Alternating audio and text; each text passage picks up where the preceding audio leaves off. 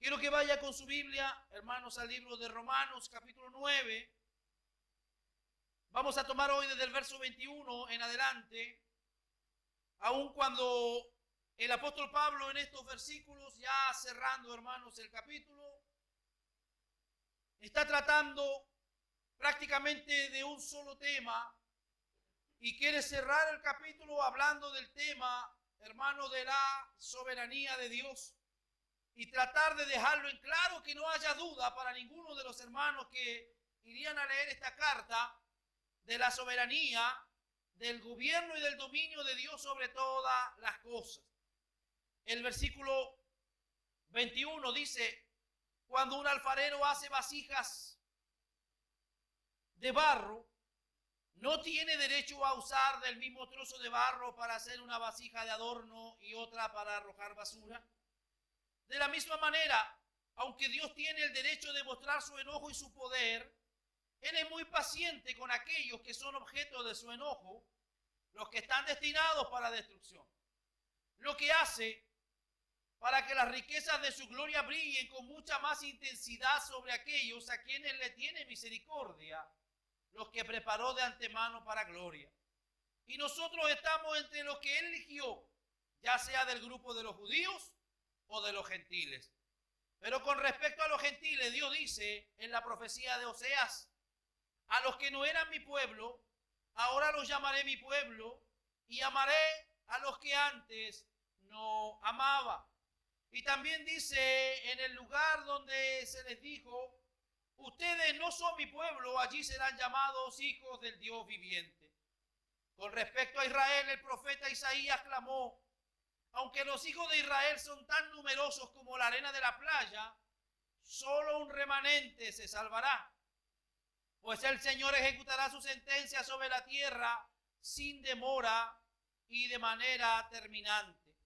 Y lo mismo dijo Isaías en otro lugar: si el Señor de los ejércitos celestiales no hubiera perdonado la vida a unos cuantos de nuestros hijos, habríamos sido exterminados como Sodoma y destruidos como Gomorra. Padre, ante su presencia estamos en esta hora, Señor. Doblegamos nuestra vida, Señor, a la autoridad de tu palabra. Queremos en esta hora, Dios mío, permanecer en humildad, permanecer en sometimiento ante ella, Señor, con una actitud reverente, para poder meditar y para poder extraer, Señor, lo más bello que usted tiene para nosotros en esta mañana.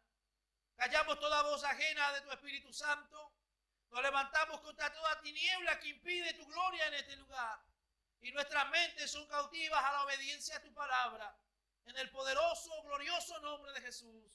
Amén. Amén, Señor.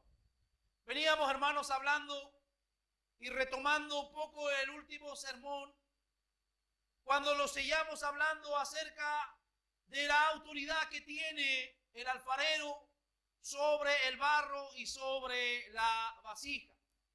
Aquí el apóstol Pablo continúa hablando del mismo tema y él quiere manifestar la soberanía de Dios hacia Israel y les dice que cuando un alfarero hace vasijas, tiene todo derecho a usar del mismo trozo de barro para hacer una vasija de adorno y otra para arrojar basura. Esa palabra potestad que aparece en su Biblia, Reina Valera, habla de poder, autoridad o derecho.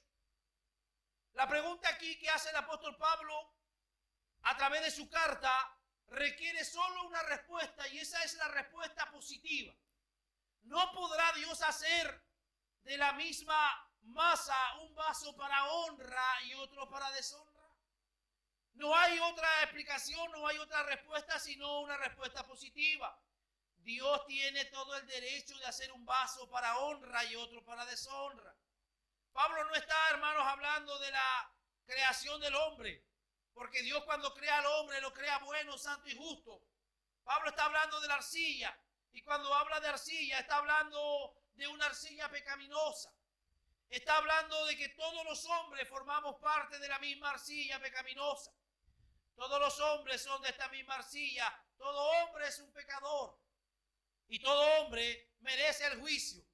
Pero Dios tiene el absoluto derecho de tomar a un hombre de esa masa y tener misericordia de él.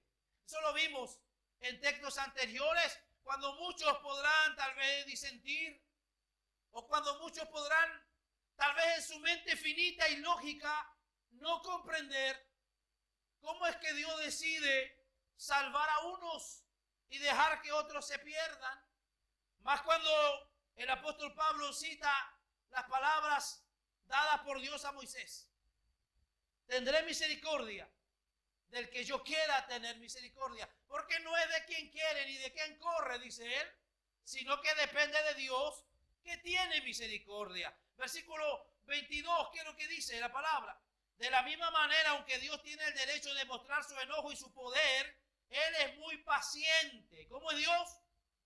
Con aquellos que son objeto de su enojo, los que están destinados para destrucción. Esta palabra queriendo significa deseoso. Esto es lo que Dios quiere. Hermanos, ¿qué es lo que Dios quiere mostrar a través de la salvación? ¿Qué es lo que Dios quiere mostrar a través de perdonarte? A través de rescatarnos de esa vida mala que llevamos. Lo que Dios quiere mostrar es su gloria. Él quiere demostrar su gloria. Dios desea desplegar y exhibir en el impío su ira. La palabra ira se refiere a la severidad de Dios y al disgusto divino contra el pecado. Cuando la palabra habla de la ira sobre el pecador, no habla de un enojo, no habla, hermano, de algo que es antojadizo, sino que habla de una constante molestia de Dios con el pecador. Estos vasos de ira se refiere a los que pasan a la eternidad sin haber sido salvos. Demostrarán la santidad y la rectitud y la perfecta justicia de Dios. Apocalipsis 16:5 dice: justo eres tú, oh Señor, porque has juzgado estas cosas. Hacer notorio, revelar. Dios se deleita en revelarse a sí mismo y en darse a conocer a sí mismo. No se olvide la palabra de Éxodo 5:2. Cuando le llegó la palabra y la orden a Faraón, ¿qué es lo que dice Faraón? Faraón dijo: yo no conozco a Jehová. Él dijo con mucha altanería y con mucha soberbia, cuando Moisés acude humildemente donde él, en nombre de Dios, él dice: yo no conozco a Jehová. Entonces desde ese día en adelante, Jehová se encargó de darse a conocer y se encargó de mostrar su gloria aún en la vida del soberbio Faraón. Dios procedió a darse a conocer a sí mismo, a este hombre, de una manera muy dramática. Todos los hombres llegarán a conocer a Dios, hermano. Aún los que están allá afuera, aún los que se llaman, se autoproclaman y se dicen ser ateos. Todos los hombres un día van a llegar a conocer a Dios de dos maneras: uno como juez y otro como salvador. Cada uno de los seres humanos, cada uno de nosotros que está hoy sentado en la banca de la iglesia, tiene ambas posibilidades. O queremos a Dios como nuestro juez, o queremos a Dios como nuestro salvador. Nótese cuán misericordioso ha sido Dios aún en estos vasos de destrucción. ¿Qué es lo que dice este versículo 22? Que Dios soportó. Estaban destinados, dice, para destrucción. De la misma manera, aunque Dios tiene el derecho de mostrar su enojo y su poder, Él es muy paciente. ¿Cómo es Dios? Dígalo fuerte. ¿Cómo es Dios? Paciente. Dios pudiera destruir hoy día mismo la raza humana. Pero ¿qué es lo que está haciendo Dios? Esperando pacientemente. ¿Esperando qué? Que la iglesia. Esperando que nosotros, los redimidos, los escogidos por Dios, vayamos y llevemos el evangelio. Vayamos y llevemos la palabra, porque hay muchos allá afuera que todavía necesitan la salvación. Entonces, este versículo muestra que Dios aún es paciente. Nosotros tal vez quisiéramos que Dios venga hoy. Nosotros tal vez quisiéramos que hoy suene la trompeta y que Jesús aparezca por su iglesia, pero Él es paciente. Él no quiere que nadie perezca de aquellos que están destinados a salvación. Cuán misericordioso ha sido Dios aún en estos vasos de destrucción. Él soportó, sobrellevó con mucha paciencia, porque la Biblia dice que Él es lento para la ira y es grande en misericordia. esperar antes de enojarse. Dios fue muy paciente con Faraón y con muchos otros incrédulos a través de las páginas de la Biblia. Él tuvo un trato bondadoso y paciente con los que muchas veces se negaban a arrepentirse. Pero este texto también nos habla de aquellos preparados para destrucción. Estos vasos de ira se ajustan perfectamente a la destrucción que merecidamente les pertenece. No nos olvidemos, hermanos, del centro de este capítulo, donde Pablo quiere demostrar la autoridad y la soberanía de Dios. Que él decidió, de todos los que se estaban yendo al infierno, tomar un grupo de personas y rescatarlas y salvarlas. Vamos a ver aquí más adelante una doctrina que es muy fuerte y que de alguna manera trata de echar por tierra la doctrina de la elección.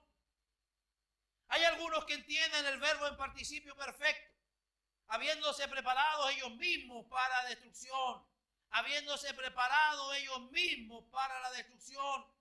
El tiempo perfecto aquí significa que ellos mismos se prepararon para la destrucción. No dice que Dios los preparara. Vea el verso 23, ¿qué dice en su Biblia? Lo hace para que las riquezas de su gloria brillen con mucha intensidad sobre aquellos a quienes les tiene misericordia. Los que preparó de antemano, ¿para qué? ¿Para qué los preparó, hermanos? Para gloria. No dice que Dios prepara. Contrasta con el verso 23, donde se dice claramente que Dios te prepara a ti para gloria. En cuanto así la llamada doctrina de reprobación, es probable que usted se va a encontrar en su camino y es probable que usted se va a encontrar muchas veces con gente que usa mucho la doctrina de reprobación. ¿Y qué es lo que es, hermano, la doctrina de reprobación?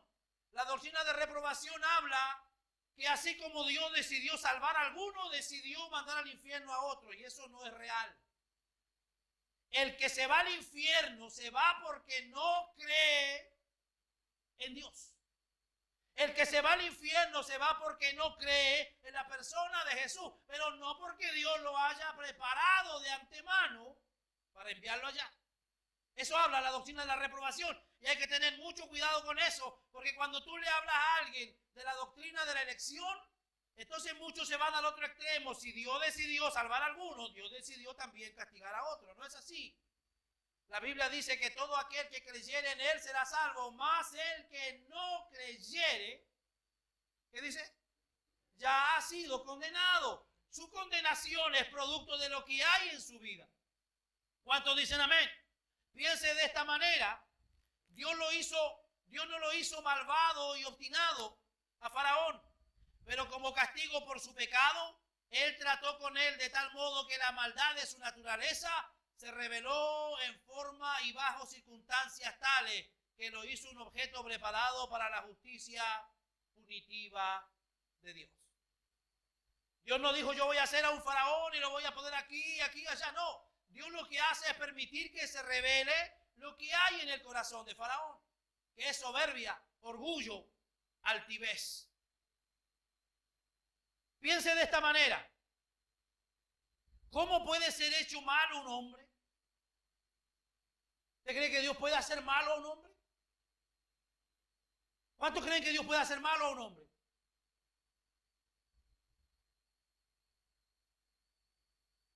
El hombre ya es malo por naturaleza, y si es dejado a su propio arbitrio, con el tiempo revelará totalmente la pecaminosidad de su corazón y lo merecedor que es del juicio de Dios.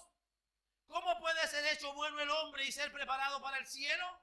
Esto es imposible aparte de la gracia de Dios y de la gracia de Jesús. Escúcheme, no necesita hacer nada Dios para que el hombre sea malo, porque el hombre por naturaleza e instinto es malo. Pero para que el hombre sea bueno, se necesita toda una transformación que lo único que puede lograrlo es la gracia del Señor Jesús. Amén. El hombre no necesita de Dios para ser malo, el hombre necesita de Dios para ser bueno. El hombre nunca puede ser bueno sin Dios. Había una vez un tratado evangelístico, uno de estos panfletos que entregamos todos los sábados. Y ese panfleto decía, ¿qué tengo que hacer para perderme? Y cuando abrían el panfleto, el interior estaba en blanco. Porque el hombre no necesita hacer nada para perderse porque ya está perdido. Lo que necesita el hombre ahora es buscar la gracia y la misericordia del Señor. Versículo 23. Lo hace para que las riquezas de su gloria brillen con mucha más intensidad sobre aquellos a quienes les tiene misericordia, los que preparó de antemano para gloria. Los vasos de misericordia tienen la esperanza y la expectativa de un futuro glorioso. ¿Cuál es nuestra esperanza? Un futuro glorioso, que no va a ser ni la próxima semana, que no va a ser ni el próximo mes, que no va a ser ni el próximo año. Y no te estoy hablando de un futuro próspero. No te estoy hablando de riqueza, de prosperidad, sino que te estoy hablando de un futuro glorioso en presencia de nuestro Dios. Dios usará estos vasos para dar a conocer quién es Él. Lo que Dios quiere hacer a través de los vasos de misericordia es poder mostrar su poder y es poder mostrar su gloria. Dígame si no es poderoso ver a un hombre reformado y transformado por el poder de Dios. Dígame si no es glorioso ver a una persona que antes delinquía, una persona que antes se echaba droga hasta por las orejas, una persona que era problemática, que peleaba hasta con el espejo, y ahora usted lo ve, una persona totalmente renovada y transformada. Eso es una muestra de la gloria de Dios. Y es lo que Dios quiere hacer a través de lo que Pablo dice aquí. Dios quiere mostrar su gloria y su gracia en los vasos de misericordia. Y no es que nosotros seamos mejores que otros, hermanos. Hemos sido formados de la misma arcilla. Venimos con los mismos pecados, pero ahora el Señor ha hecho una obra maravillosa en nosotros. Su bondad, su misericordia nos ha preparado de antemano. Alistado de antemano, dispuesto de antemano, dice otra versión. Efesios capítulo 2, verso 10.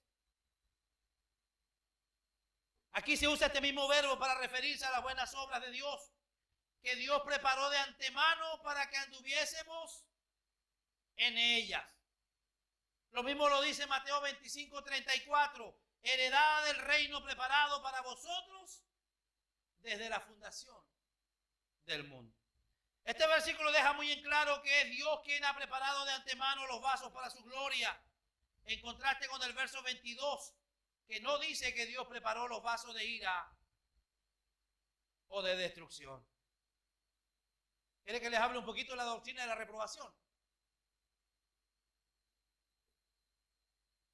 La doctrina de la reprobación, hermanos,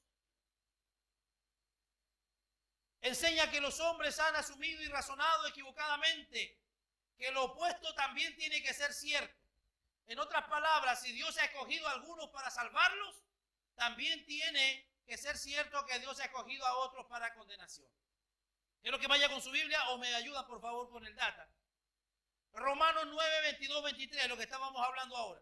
El verso 23 se dice que Él, ¿quién? Dios, preparó de antemano los vasos de misericordia para gloria. Si la reprobación fuera cierta, podríamos esperar que el versículo 22 dijera algo como esto: los vasos de ira que Dios preparó para destrucción, pero esto no es lo que dice el texto. ¿Qué dice el verso 22?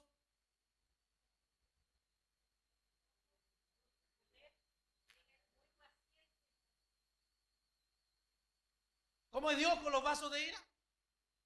Paciente. ¿Qué más dice? Mire, compará Mateo 25, 34.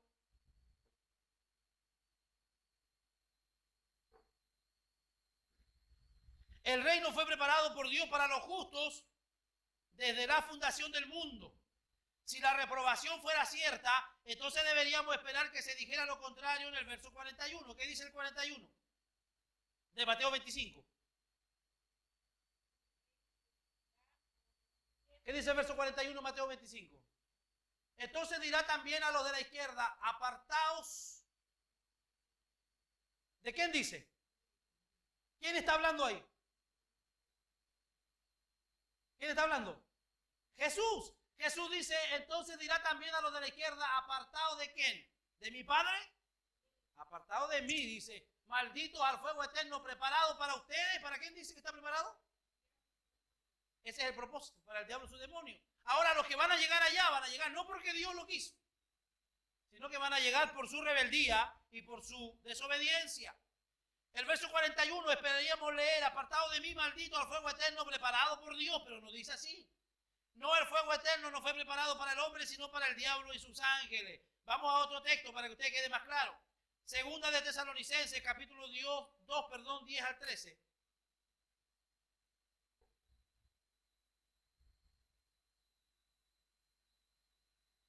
Segunda de Tesalonicenses, capítulo 2, versículo 10 al 13. Y con todo engaño de iniquidad para los que se pierden, por cuanto no recibieron el amor de la verdad para ser salvos. Por esto Dios dice, le envía. ¿Qué le envía a Dios? Un poder engañoso para que crean la mentira. Avanza. A fin de que sean condenados todos los que no creyeron a la verdad. ¿Por qué fueron condenados? ¿Porque Dios ya lo tenía, era malo, Dios es mala onda con ellos? No. ¿Por qué fueron condenados? ¿Por qué?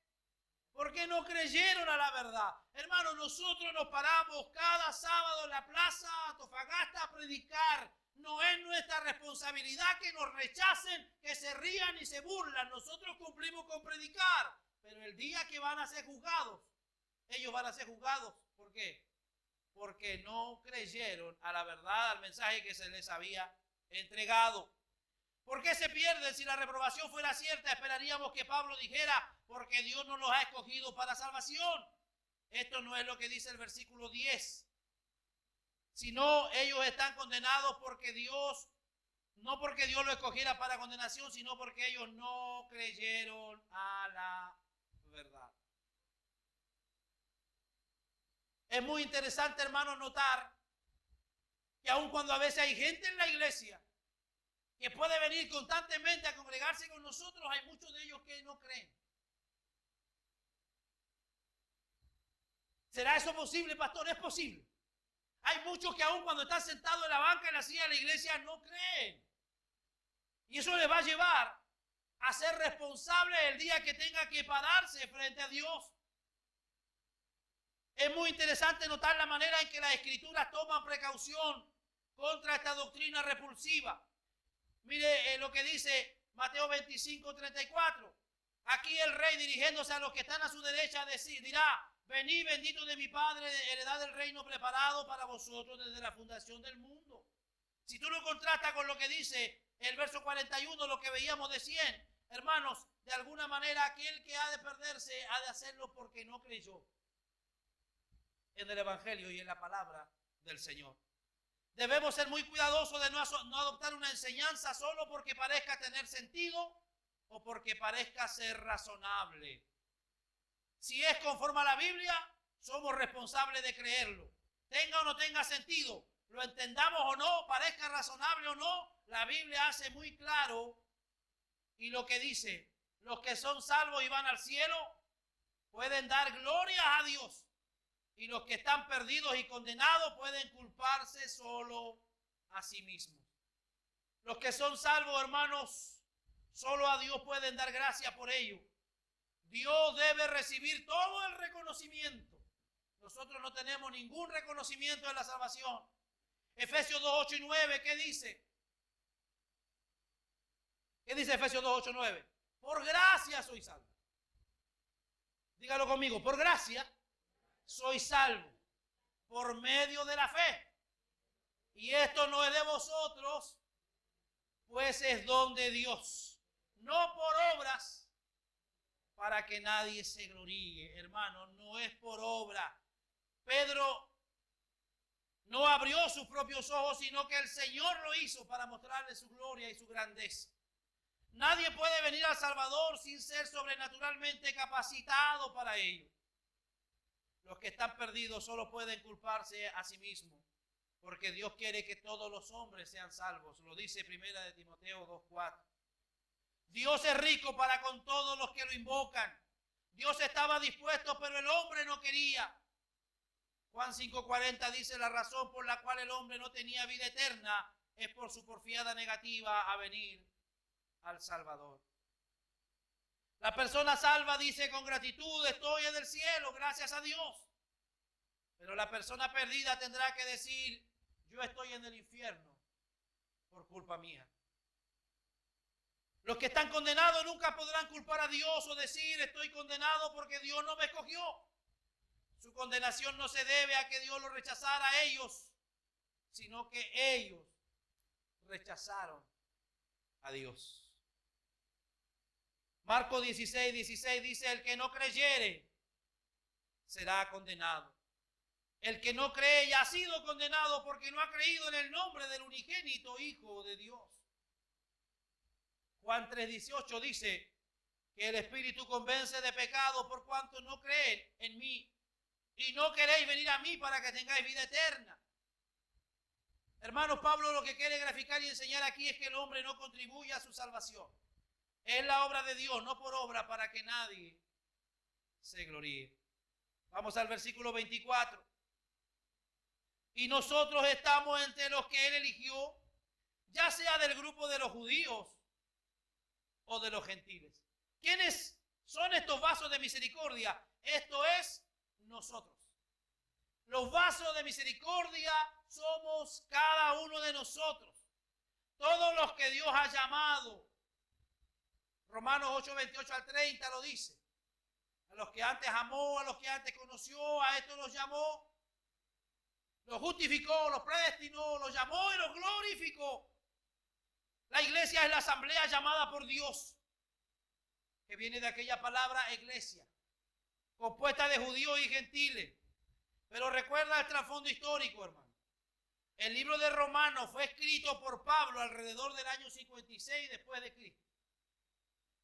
Esto es 25 años después de la muerte y resurrección de Cristo. La mayoría de los judíos no estaba respondiendo al evangelio. Una muy pequeña minoría había puesto la fe en Jesús. Cuando recién comenzó la iglesia, la membresía era totalmente judía, y en Hechos capítulo 10 fueron salvos los primeros gentiles y fueron añadidos a la iglesia. Al paso del tiempo, más y más gentiles vinieron a Cristo, y ante mucho, la mayoría de cristianos después se volvieron gentiles. Pronto los judíos llegaron a ser minoría en la iglesia. Hoy en día ver a un creyente judío es una rareza, es algo raro. Porque muchos de ellos todavía están esperando al Mesías, cuando él ya estuvo entre ellos.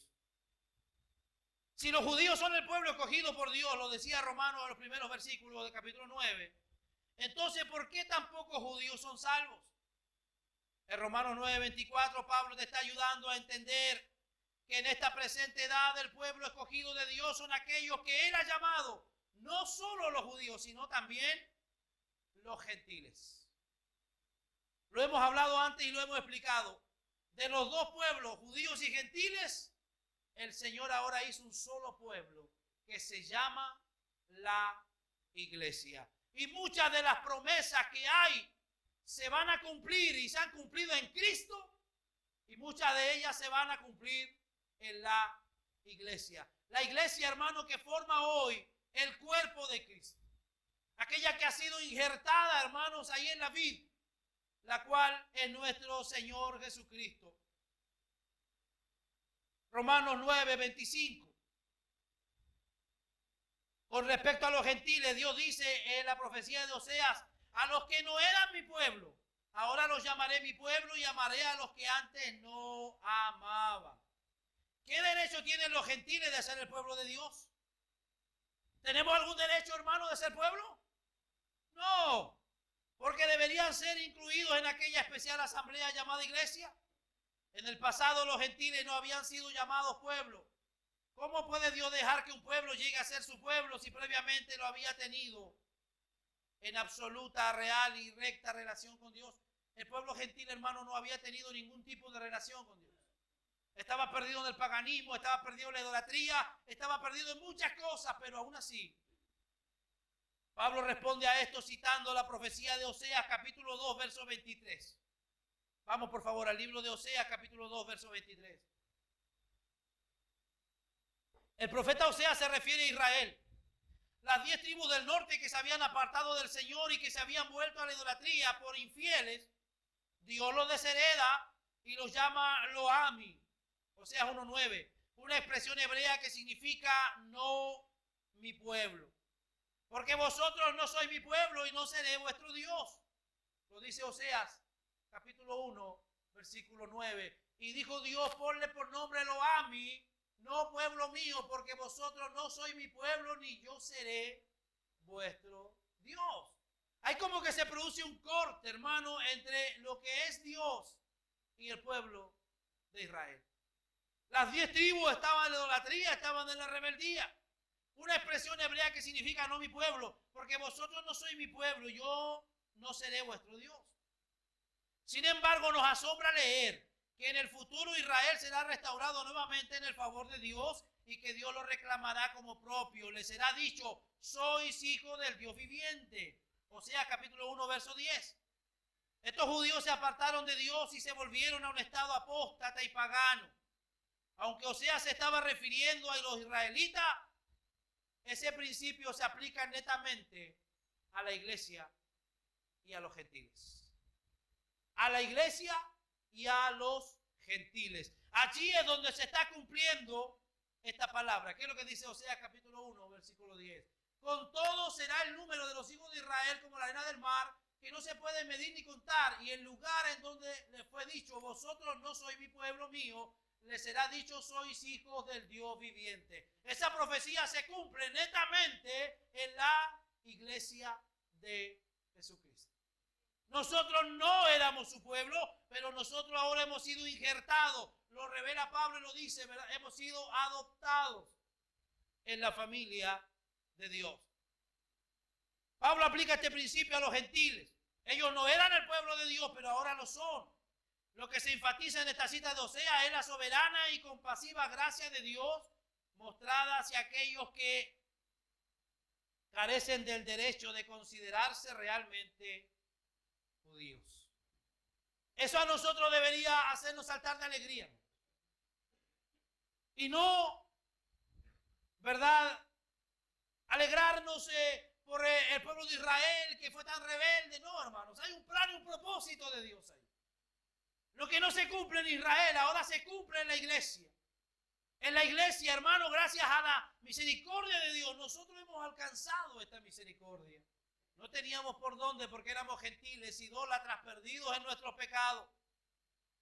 Dejaremos que los gentiles sean parte del pueblo de Dios. Pero ¿qué de los judíos? ¿No son los judíos el pueblo de Dios? ¿Por qué no pueden todos los judíos ser el pueblo de Dios? ¿Por qué se oponen al evangelio la vasta mayoría de los judíos y son enemigos de la cruz? ¿Por qué son tan pocos los judíos que han reconocido a Cristo como Salvador? Pablo responde esta pregunta en el verso 27 al 29. Veamos qué dice. Con respecto a Israel, el profeta Isaías clamó, aunque los hijos de Israel son tan numerosos como la arena de la playa, solo un remanente se salvará. ¿Qué dice? Solo un remanente se salvará, pues el Señor ejecutará su sentencia sobre la tierra sin demora y de manera terminante. Y lo mismo dijo Isaías en otro lugar, si el Señor de los ejércitos celestiales no hubiera perdonado la vida a unos cuantos de nuestros hijos, habríamos sido exterminados como Sodoma y destruidos como Gomorra. ¿Qué es lo que nos está enseñando la palabra del Señor aquí? Nos está revelando algo, hermano, muy maravilloso. Los hijos de Israel son una gran nación, pero no todos ellos van a recibir la salvación, sino solo un pequeño remanente. Y ese pequeño remanente habla de aquellos que fueron capaces en la antigüedad de oír y recibir el evangelio, y aquellos que también hoy están siendo capaces, sus ojos están siendo develados y están recibiendo la promesa y están recibiendo la palabra del Señor. Esa palabra del profeta Isaías, clama, llamar o exclamar, indica el urgente discurso del profeta como la arena del mar, un número incontable, tanto que no les puedes contar, pero solo un remanente, una parte pequeña, un pequeño grupo sobreviviente de los millones y millones de judíos, solo un pequeño número será salvo y el resto perecerá. Dentro de la nación de Israel, los judíos, hay un grupo mucho más pequeño conocido como el verdadero Israel. Es lo que el apóstol Pablo habla, el verdadero Israel. Es lo que está hablando, es que hay un remanente pequeño dentro de los millones de judíos que han creído y que van a creer en el evangelio. Solamente ellos van a ser salvos. Verso 28. Habla del juicio de Dios Dios podará y recortará la nación de modo que quedará solo un remanente. Cuando Dios juzga es poco lo que queda, hermano. Él ejecutará su sentencia, llevará a su fin, completará su resolución. Y la mayoría de los judíos serán enjuiciados, pero un remanente será salvo.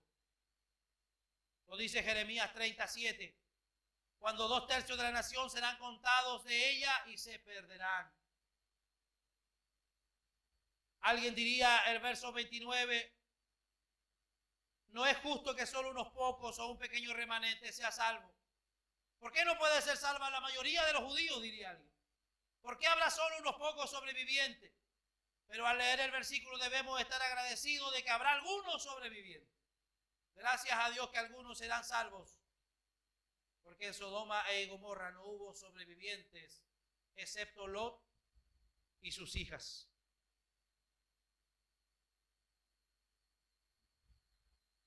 Necesitamos, hermanos, entender que a través de la idolatría y la rebeldía que manifestó Israel, perdieron la oportunidad.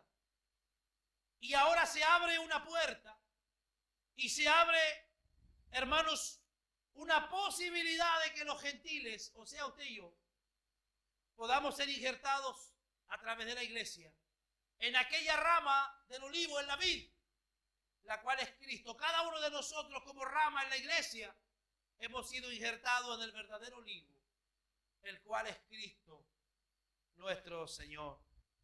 Desde el verso 30 hasta el versículo, hermanos, que termina este capítulo, el apóstol revela y manifiesta la incredulidad de Israel.